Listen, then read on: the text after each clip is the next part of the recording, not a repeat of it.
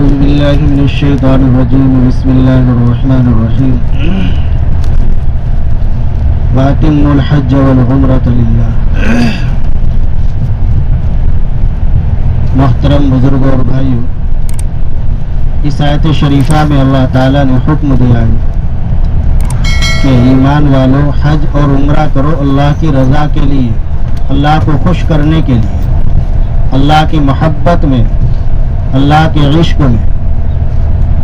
حدیث شریف کے اندر آتا ہے، مختلف قسمیں بیان کی گئی ہے کہ کچھ لوگ عمرہ کریں گے سیر و تفریح کے لیے، کچھ لوگ ایسے ہوں گے جو عمرہ کریں گے تفاخر کے لیے، فخر کے لیے کہ میں نے 20 عمرے کیے، 50 عمرے کیے، 30 عمرے کیے، اس طرح ایک دوسرے پر فخر کے لیے. اور کچھ لوگ ایسے ہوں گے جو وہاں مانگنے کے لیے جائیں گے، مانگنے کے لیے عمرہ کریں گے.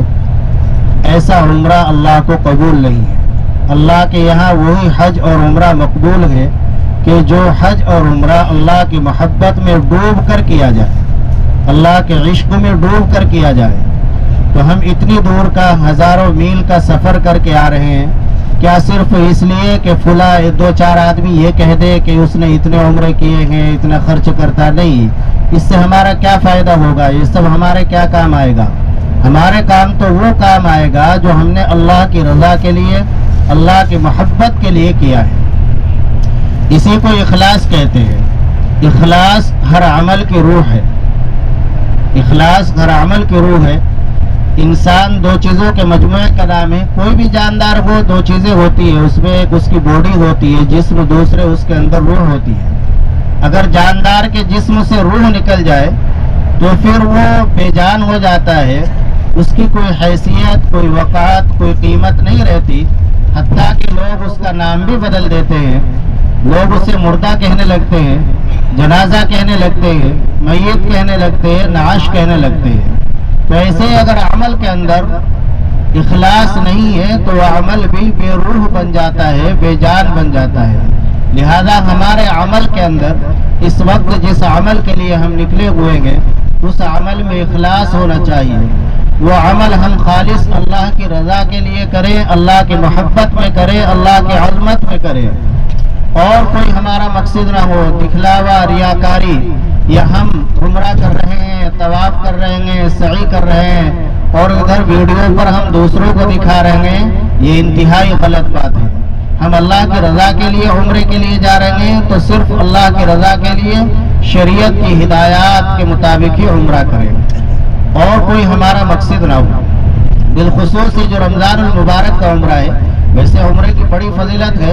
حدیث شریف میں ہے ایک عمرہ دوسرے عمرے کے درمیان جو گناہ ہوتے ہیں ان گناہوں کو ختم کر دیتا ہے. عمرہ یہ فقر و فاقے کو ختم کرتا ہے، گناہوں کو ایسے مٹا دیتا ہے جیسے بھٹی لوہے کے زنگ کو ختم کر دیتی ہے، ایسے عمرہ. اور خاص طور سے رمضان المبارک کے عمرے کے بارے میں حدیث شریف میں وارد ہوا ہے. اللہ کے نبی صلی اللہ علیہ وسلم نے ارشاد فرمایا، جس شخص نے رمضان المبارک کا عمرہ کیا کہ حجۃ معی، وہ ایسا گئے جیسے میرے ساتھ حج کیا ہو. کتنا بڑا ثواب ہوگا. ایک تو حج کا ثواب رمضان المبارک کے عمرے کا، اور دوسرے اللہ کے نبی صلی اللہ علیہ وسلم کے ساتھ حج. تو لہذا یہ عمرہ ہم اہتمام کے ساتھ کریں، اللہ کی رضا اور خوشنودی کے لیے کریں، اور صحیح طریقے سے نشاط کے ساتھ، محبت کے ساتھ، عظمت کے ساتھ یہ عمرہ کریں. ایسا نہ کرے کہ اپنے سر سے بوجھ ٹال دیا جائے. یہ نہیں کہ جلدی جلدی سعی کر لے، جلدی جلدی طواف کر لے اور جاتے ہی طبیعت میں نشاط میں نہیں اور آنکھ بند ہوئی جا رہی ہے اور ہم عمرے کے لیے نکل گئے. نہیں، جس کام کے لیے آئے ہیں اس کام کو نشاط کے ساتھ، اہتمام کے ساتھ کریں. اللہ کو یہی پسند ہے.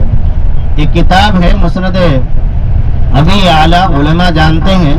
اس میں حضرت عائشہ رضی اللہ تعالی عنہا کی روایت ہے.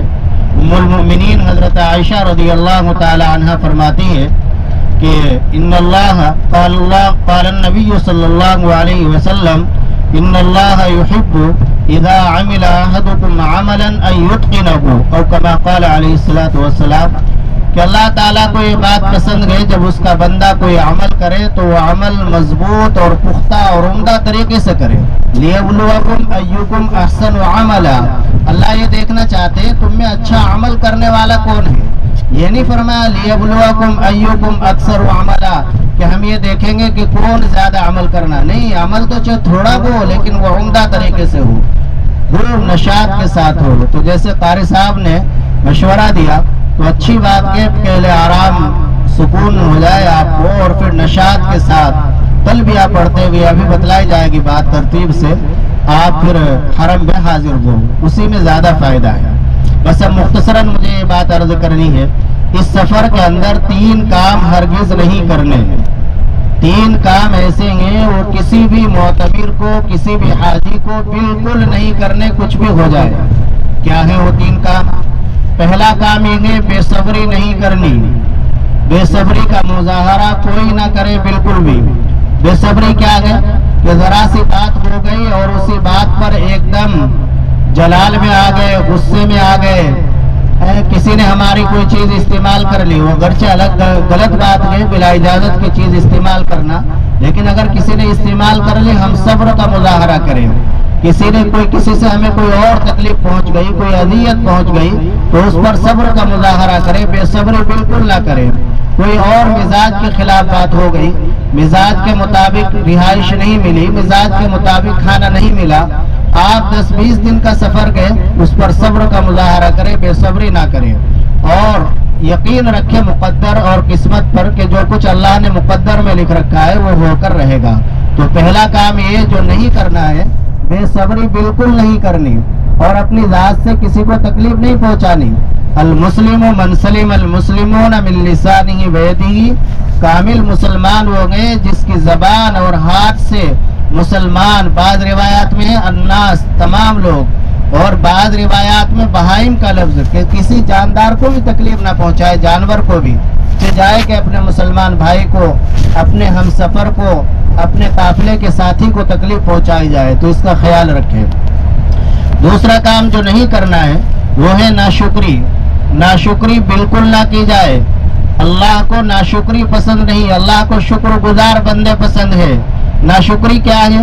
ناشکری یہ کہ اللہ کی اتنی نعمتیں ہمیں حاصل بھی ہو گئی، اللہ کا شکر ہمارا سفر کتنی آسانی کے ساتھ ایئر کنڈیشن میں ہوا اور کتنی سہولت کے ساتھ ہم آگے مکہ مکرمہ کی سرزمین کی طرف رواں دواں ہیں. تو اس پر ہمیں اللہ کا شکر ادا کرنا چاہیے، ناشکری نہ ہونی چاہیے. اگر ناشکری کریں گے تو پھر اللہ تعالیٰ اپنی نعمتوں کو چھین لیں گے.